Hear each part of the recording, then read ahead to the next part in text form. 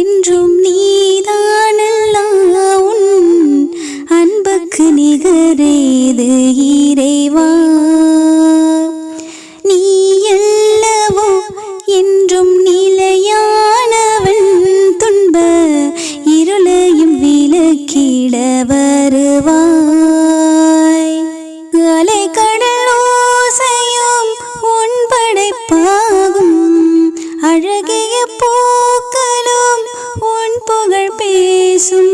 ஆதி அந்தமே அருளின் வெளிச்சமே அனைத்துமே யா ரஹ்மானே இணையில்லா இறைவனே எல்லோர்க்கும் ஒருவனே